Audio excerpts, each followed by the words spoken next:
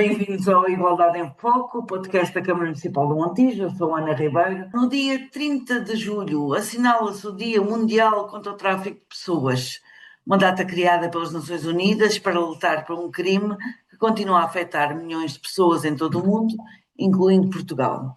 Apesar de muitas vezes invisível, o tráfico de pessoas existe e assume diferentes formas de exploração.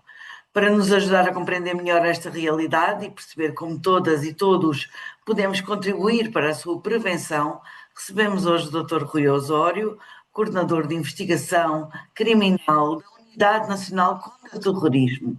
Muito obrigado por ter aceito o nosso convite. É um prazer tê-lo aqui, doutor. Obrigado, bom dia. E a nome da Bom Polícia dia. Judiciária agradeço o convite também. Muito obrigado.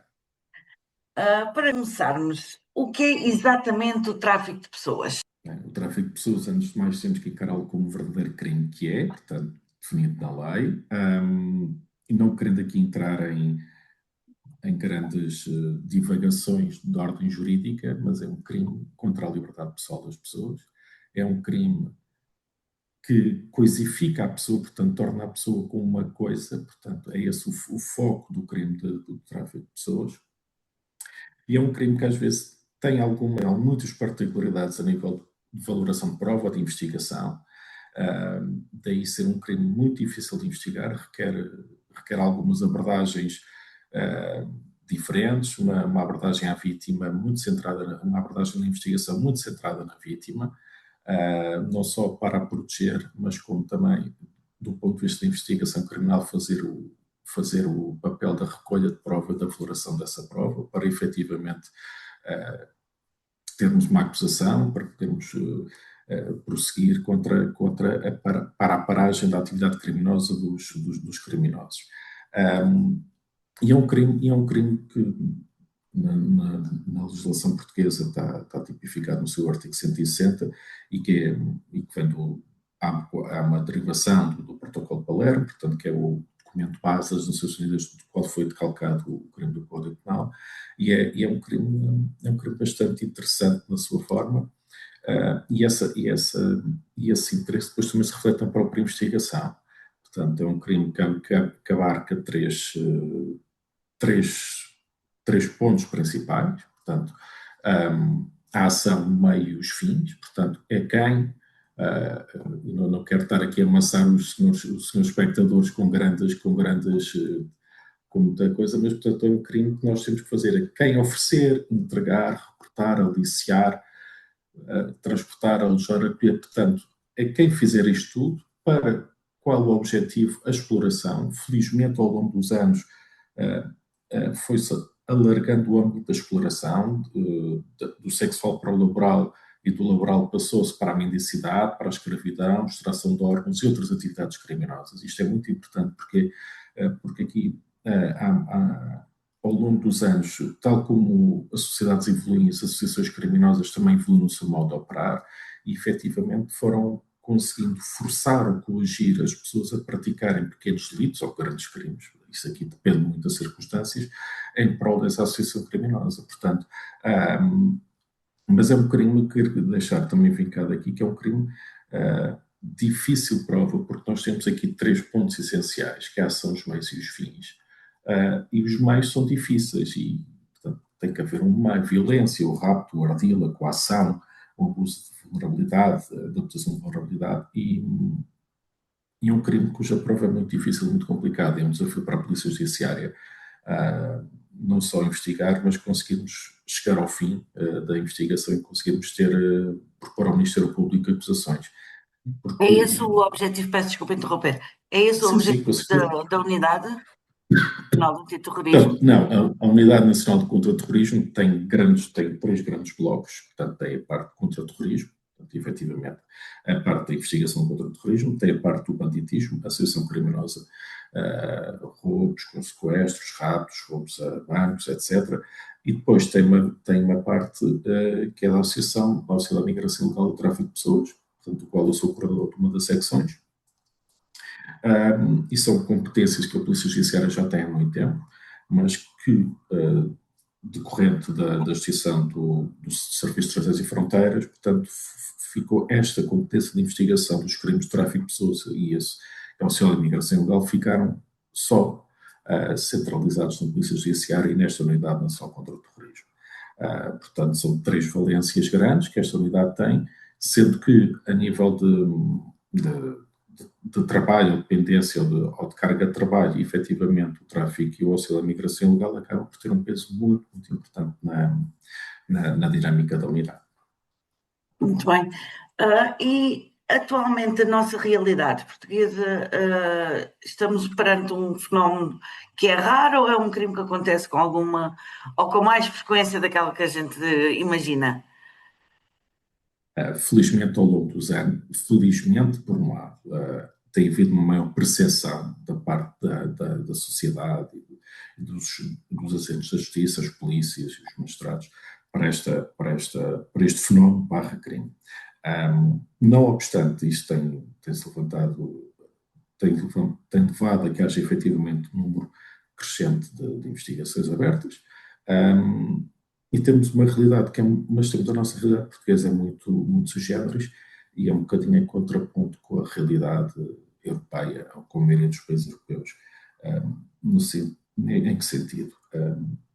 A maioria das vítimas sinalizadas, porque quando falamos de tráfico de pessoas falamos em vítimas, portanto, são maioritariamente homens e para exploração laboral. O que não é assim todos os países europeus, em que realmente têm mais sinalizações de mulheres e para exploração sexual. Nós aqui, o grosso das sinalizações e das investigações participadas é efetivamente a nível laboral, mas isso é decorrente de várias circunstâncias e, portanto, cada país tem os seus circunstancialismos e tem as suas dinâmicas próprias e, portanto, esta é a realidade portuguesa. Muito bem. Então, perguntar já me respondeu um pouco que são mais homens, mas que existem perfis que são mais vulneráveis? Sim, isso me permite, só voltando à questão anterior, eu não quero com isto dizer ou desvalorizar que não haja situações de vítimas, mulheres ou crianças. Portanto, nada disso, não é? Claro Não que é sim, isso, sim. o que eu estou a refletir, eu só quis foi refletir efetivamente a crueza dos números. Pronto. Obviamente continuamos a ter situações de tráfico para exploração, quando estamos a falar de mulheres, nomeadamente é para exploração sexual, maioritariamente, e depois temos um caso muito, muito específico e que nos causa muita preocupação, que é o caso dos menores, em que Portugal serve de plataforma, serve de trânsito para efetivamente entrarem na Europa alguns menores cuja finalidade, como somos um país de trânsito, a finalidade é um bocadinho desconhecida para nós. E aqui está uma zona cinzenta entre o tráfico de pessoas e se calhar só um simples caso, um simples, entre aspas, se me permitem, caso de auxílio à migração ilegal. Mas queria deixar isto vincado, que não é só por termos maioritariamente as vítimas homens e em contexto laboral que deixamos de investigar ou que, não, o que eu quis referir foi, estes são os números que nós temos em Portugal pelas circunstâncias do nosso país, portanto isto é a realidade. Agora, relativamente à sua questão, vou-lhe pedir desculpa, mas entretanto já me perdi, se me pudesse Com reavivar a certeza. memória. Eu estava a perguntar então se existem perfis mais vulneráveis. O perfil base mais vulnerável, e aqui se calhar vou saltar um pouco à frente, é o tráfico de pessoas tem que ser entendido como um crime que pode afetar tanto portugueses como estrangeiros. Não é? Nós é que estamos mais habituados a focarmos nos estrangeiros, mas também há vítimas portuguesas, ou pode haver vítimas portuguesas. Portanto, logo aí, um dos maiores indicadores em Portugal é ser, neste caso, a ser um cidadão estrangeiro. E depois temos vários indicadores podemos utilizar vários indicadores, indícios para determinar a sua vulnerabilidade ou maior ou menor grau de probabilidade de poder ser vítima de tráfico de pessoas. Há aqui um ponto essencial que é, efetivamente, a situação documental. Uma pessoa normalmente indocumentada pode ser mais facilmente coagida ou angariada para uma situação que pode levar a ser uma situação de tráfico de pessoas, mas também quero, por outro lado, dizer que a nossa experiência tem-nos dito que já não vemos pessoas em situação irregular ou indocumentada em Portugal há muito tempo, portanto os números são muito, muito residuais. A maioria das pessoas que nós temos referenciadas como vítimas são residentes legais, cidadãos estrangeiros residentes legais, e portanto a situação da documentação é um pequeno indício. Depois nós temos que ver a situação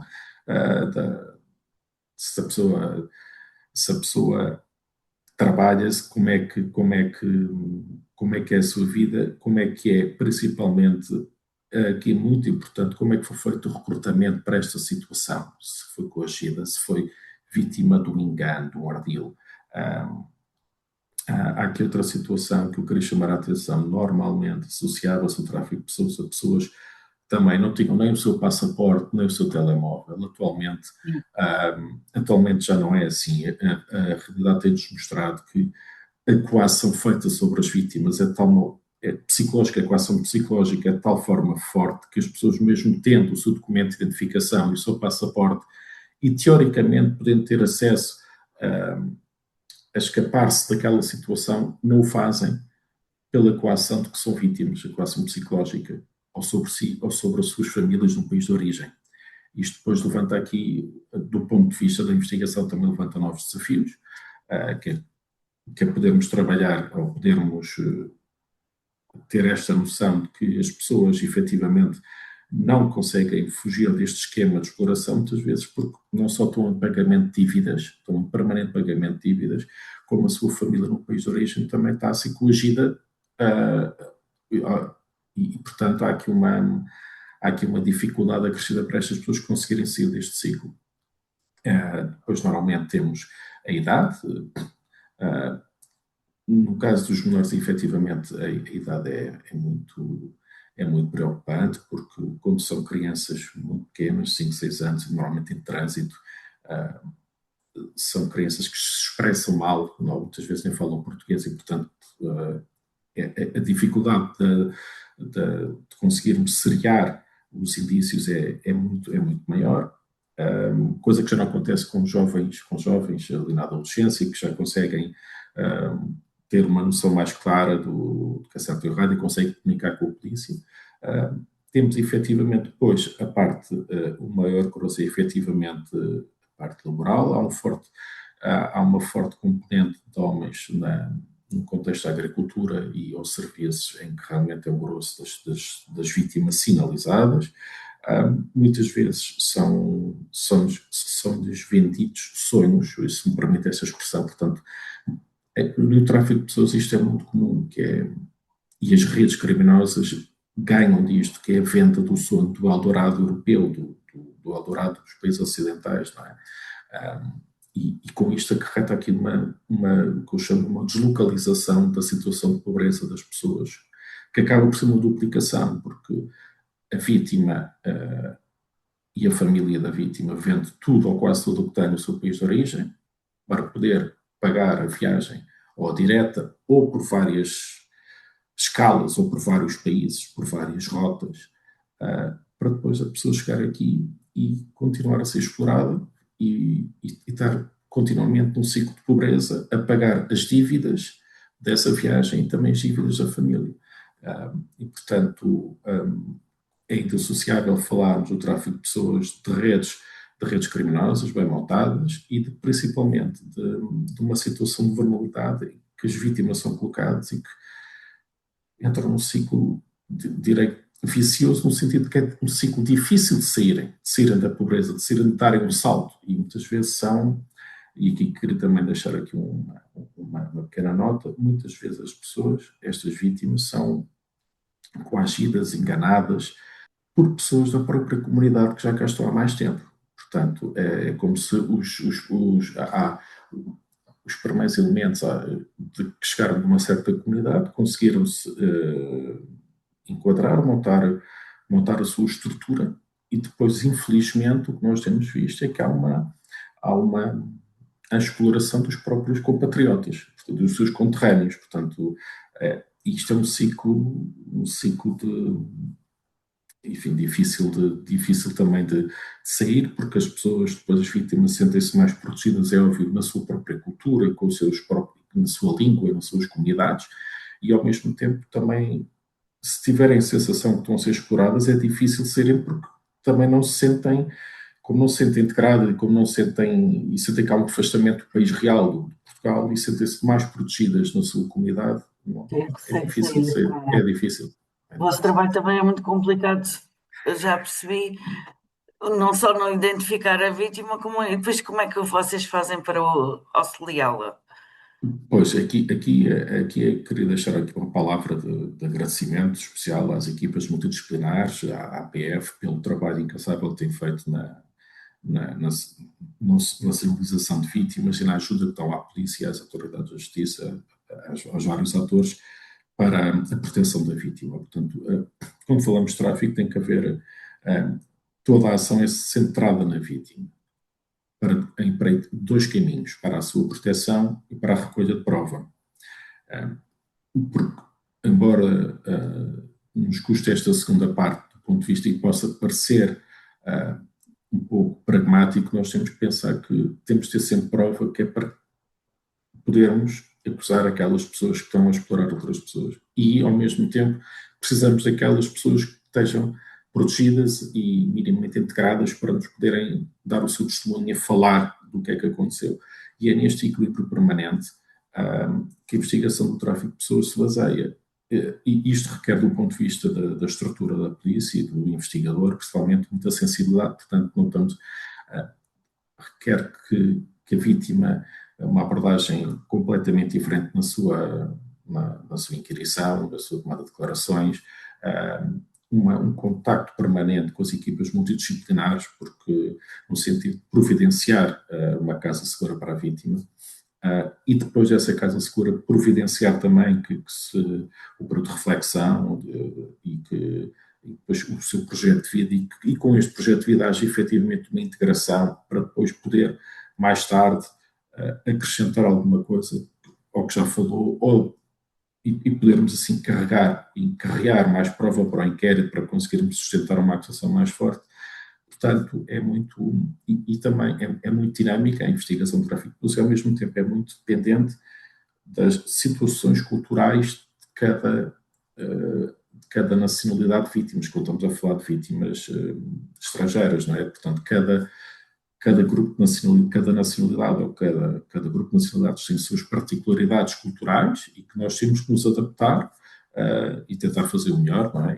E principalmente é criar confiança nas pessoas para que venham falar, para que digam a verdade, sabendo que depois de falarem podem ter uma alternativa e têm um projeto de vida de integração em Portugal. E isso é importante. E isto aqui, mais uma vez, quer reforçar, efetivamente, as equipas multidisciplinares têm feito um papel, são extremamente importantes nesta cooperação que têm com a Polícia Judiciária e com os tribunais e com as outras polícias para que isto se enrole da melhor maneira e tem-se revelado a funcionar bem, efetivamente. Temos A tido questão que finais felizes, então. pelo menos a nível de proteção das vítimas, as coisas têm corrido muito bem. E isso, portanto, esta primeira parte a nível de tráfico da investigação é muito bom, porque as pessoas, pelo menos, se quiserem ser protegidas, e aqui eu quero deixar também aqui esta alerta quase, esta nota, porque há vítimas que não querem ser protegidas. Isso é difícil para nós também gerirmos, porque as vítimas depois caem no que nós chamamos de um processo de revitimização, portanto, não conhecendo outra realidade, voltam sempre à realidade que já conhecem, que é a realidade da exploração. Se me permite aqui a extrapolação, é quase um síndrome de Estocolmo alterado, ou seja, estão a ser vítimas por aquelas pessoas, mas como não conhecendo outra realidade, depois voltam para ali outra vez. E o nosso papel, efetivamente, na primeira abordagem é tirá-los fisicamente e psicologicamente daquele ciclo de revitimização constante. E isso é um papel muito, muito, muito, muito importante na investigação do tráfico de pessoas. Tem algum episódio, alguma história que lhe tenha tocado mais? Alguma. Sim, eu tenho pois, ao longo dos últimos anos tenho tido, pronto, histórias mais ou menos felizes, mas recordo com com alguma, enfim, com simpatia, porque foi uma situação que até aeroporto, em que foi uma menor que vai para Portugal para trânsito para outro país europeu, acompanhada por adultos que não seriam, não eram a sua família. E, efetivamente, era uma menina pequenina, 5 6 anos, e depois isto que tinha sido vendida a ideia de que não, não podia falar com a polícia, depois não podia falar. Portanto, foi ali algo de uma lavagem cerebral, aliás, como quase todas as situações são, mas a nível do aeroporto conseguiu-se recolher ali indícios, a menina foi sinalizada e depois a grande dificuldade era fazer com que a menina conseguisse falar e foi um trabalho muito bom que as técnicas tiveram e na investigação também.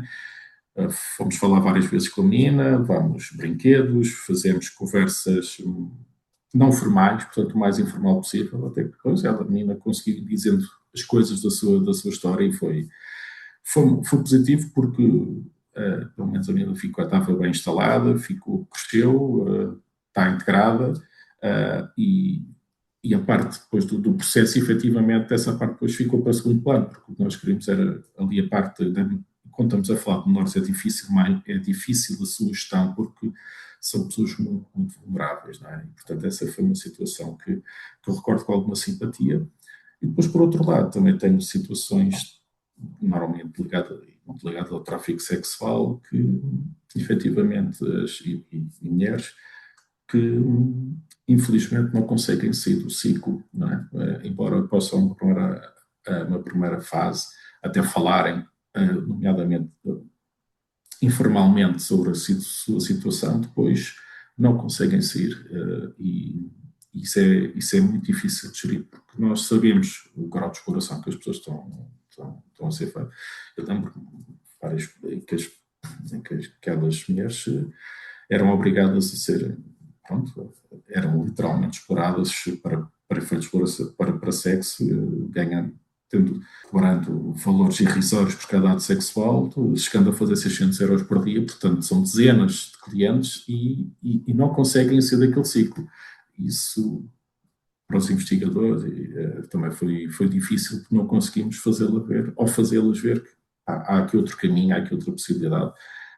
Mas lá está, é que o contexto social e cultural das pessoas é muito, muito importante, porque normalmente estas são pessoas de meios desfavorecidos, em que já têm histórias de família complicadas, histórias no seu país de origem, são órfãs, ou têm famílias estruturadas. Portanto, depois há aqui todas as redes e estes criminosos aproveitam-se destas vulnerabilidades que neste caso concreto, que estas mulheres tinham, para desvender um sonho e não, pronto, elas ficam enclausuradas naquela bolha e não se conseguem sair. Isso, pronto, isso também foi uma história que marcou, pronto, pelo ponto de vista negativo, porque não conseguimos retirá-las daquela bolha. Não deve ser fácil. E por falar nisso, existem alguns mitos muito enraizados em relação ao tráfico de pessoas. Houve-se comentários como isso só acontece noutros países, as vítimas podem simplesmente fugir, ou quem aceita viajar sabe ao que vai. Isto não é bem assim, pois não. Não é nada. Não, não é. Felizmente, nos últimos anos, a percepção que nós temos é que as coisas se foram alterando mesmo a nível da sociedade. Ou seja, as pessoas estão mais sensibilizadas para o facto de haver situações desconformes. E às vezes uma situação desconforme é tão simples como os trabalhadores terem um contrato assinado em língua portuguesa e não saber uma palavra português, por exemplo. Isto pode parecer uma coisa, um formalismo, mas isto é muito importante, porque uma pessoa que chega à Europa vinda do outro lado do mundo e é obrigada a assinar o papel que não sabe o que é que está lá escrito e é obrigada a trabalhar não sei quantas horas, etc. Todas estas pequenas coisas somadas são fortes indícios que há ali situação de tráfico de pessoas, mas efetivamente o tráfico de pessoas existe, é um crime e mais do que crime é quase um fenómeno transnacional que dá muito dinheiro a ganhar a estas redes criminosas. e a relação custo-benefício relativamente aos outros crimes é extremamente benéfico para estas redes, porque a prova é difícil e dá E muito o, dinheiro. e o predador, desculpe chamá-lo assim, mas é muito inteligente, não é? Sim, isto do ponto de vista pragmático, do ponto de vista pragmático e do ponto de vista do criminoso, é um crime que dá grandes proventos e com pouco e sabendo ele que é muito mais difícil a polícia e a justiça agir e agir sobre ele, não é? Porque a prova é difícil, indícios são difíceis e, portanto, e é um crime que efetivamente ligado e aqui muito ligado ao auxílio à migração ilegal, é um crime que está na ordem do dia a nível de todas as agências mundiais, porque finalmente essa noção dos milhares de milhões de dólares e de euros que fogem completamente à economia informal, além da vulnerabilidade das pessoas, mas, portanto, tudo isto é muito. Há aqui muito dinheiro que está aqui a circular, que é usado para branquear, para outras atividades criminosas, portanto, porque normalmente quem se dedica a estas atividades não se dedica só a um crime, dedica-se a vários crimes e, portanto, é como se o dinheiro proveniente de um certo tipo de crime pudesse alimentar o outro. E, neste caso, o tráfico de pessoas dá muito, muito dinheiro, portanto, muito. Portanto, para dar um exemplo concreto, é uma pessoa que saia,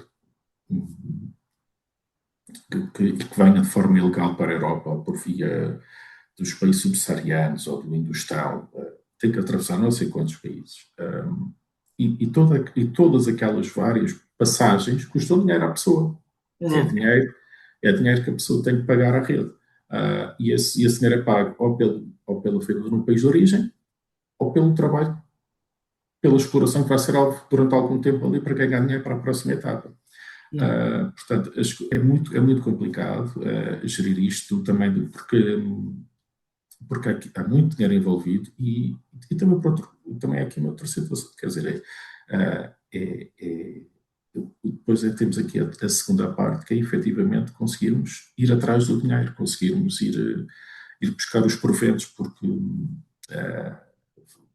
é onde costuma-se dizer que é onde é mais profícua a ação da polícia, às vezes é sobre os bens dos criminosos, não é propriamente na pena, Pois, mas realmente a apreensão dos bens, dos imóveis, a apreensão de contas bancárias, isso é que também terá que ser o foco e, portanto, a própria investigação tem aqui dois caminhos, que é o caminho da indiciação do tráfico de pessoas e de todos os bens que foram comprados, oferidos ou branqueados para essa prática criminosa. Portanto, é um desafio. doutor, isto passou a correr, o nosso tempo está a acabar, mas queria fazer só aqui uma pergunta e depois um pedido. Queria saber que todos nós, todas e todos nós, que sinais é que nos devem despertar a nossa atenção e o que é que podemos fazer para denunciar sem colocar a vítima em risco? Olha, realmente, os sinais que nós devemos ter em conta são, às vezes, o que eu costumo dizer, é o bom senso quase natural das pessoas. Que é uma coisa que está um bocado em moda e agora. Parece que na sociedade houve aqui uma perda do bom senso, não é? Mas o bom senso é essencial e o que eu costumo dizer é pormos na pele do outro e vermos se eu tivesse atravessado o meio mundo e estivesse nessas condições, como é que seria a minha vida e para estar a viver ou trabalhar nestas condições, a que é que eu estaria sujeito? E às vezes é mais fácil fazermos este exercício quase de empatia, não é? De nos pormos à pele do outro e se isto está a acontecer, o que é que do que está às vezes a formalizarmos muitos com sinais indicadores, porque às vezes lá está o bom senso é muito importante este exercício que eu gosto de fazer, pelo menos eu tento fazer, e que é, se eu tivesse noutro país, naquelas circunstâncias, e tivesse possibilidades de sair dessa situação e não saísse, porquê é que eu não saio? Se calhar é porque há alguma coisa que me impede de sair e porquê é que não. E efetivamente, como se fizermos este exercício, ajuda-nos a perceber que se calhar há efetivamente iniciação de tráfico de pessoas, há aqui alguma situação que pode levar a tráfico de pessoas. Claro, aqui também quero deixar a nota que é um crime muito complexo de fazer a prova, muito complexo, e que às vezes os indícios batem certo, como eu costumo dizer, nós temos, isto aqui há tráfico, e depois se a prova, nomeadamente se o testemunho das pessoas não corresponder, e pode não corresponder por várias questões, ficamos sem investigação que nós queremos, mas isto é uma nota, mas eu acho que isto vem-se refletir também nos inquéritos que vemos receber. Acho que a sociedade está mais alerta, está muito mais sensibilizada. E a quem é que nos dirigimos em caso de suspeita? Em caso de suspeita, acho que a melhor situação será sempre dirigir-se nas zonas, nos grandes centros urbanos, havendo piquetes da Polícia Judiciária, fazer efetivamente a queixa à Polícia Judiciária, mas sendo situações que abarcam pelo país todo, também dar-me aqui uma palavra que as pessoas podem ir, tanto à PSP como à GNR, fazerem a sua denúncia, e, portanto, entidades estas com que nós temos uma forte colaboração e todo o sistema, e isso vem-se refletir, trabalham para que esta situação se venha plana, e temos recebido muitos inquéritos que são participados por essas entidades. Para quem, e para terminar, e para quem está a ouvir, que mensagem gostaria de deixar sobre o Dia Mundial contra o Tráfico de Pessoas? O tráfico de pessoas é um crime em que a dignidade da pessoa é completamente ou parcialmente retirada, portanto é um crime que coisifica a pessoa humana, e é portanto estes alertas que nós fazemos permanentemente perante a sociedade. Acho que uma sociedade mais justa e equilibrada é uma sociedade que trata e que tenta, e mais uma vez tenho aqui que usar a palavra empatia, tem empatia pelo próximo e vê o próximo e de sentirmos na pele do outro e ver o que é que está a passar, a desconformidade com o nosso meio cultural, porque expressões, efetivamente, como disse, no país deles é normal, isso não conta, a realidade é portuguesa e todos nós temos que nos pugnar pela dignificação da pessoa humana na realidade portuguesa e perante o nível médio do homem português. E, portanto, eu quero dar, antes de mais, os meus sinceros parabéns à iniciativa, quero agradecer o convite e quero principalmente também às pessoas que nos podem estar a ouvir isto e que já fizeram denúncias e que já relataram situações, quero-lhes agradecer o seu papel ativo na sociedade, porque é assim que a sociedade deve ser, uma sociedade ativa, que trabalhamos em prol uns dos outros e acho que este é o caminho, e portanto é muito importante efetivamente esta iniciativa. Eu tentei pela minha parte fazer o meu melhor para transmitir aqui alguma informação, espero que tenha sido útil, e quero deixar a nota que o tráfico de pessoas é um crime muito horrível, é um crime que tira a dignidade da pessoa e que tem que ser combatido com incidentes, como nós costumamos dizer.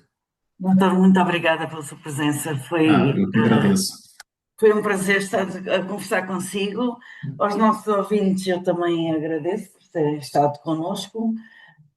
E se esta conversa fez com que pelo menos uma pessoa consiga reconhecer uma possível situação de tráfico de seres humanos ou perceba a importância de denunciar, então este episódio já cumpriu a sua missão. Obrigada por nos ter acompanhado. Voltamos em breve com mais um novo episódio do Igualdade em Foco.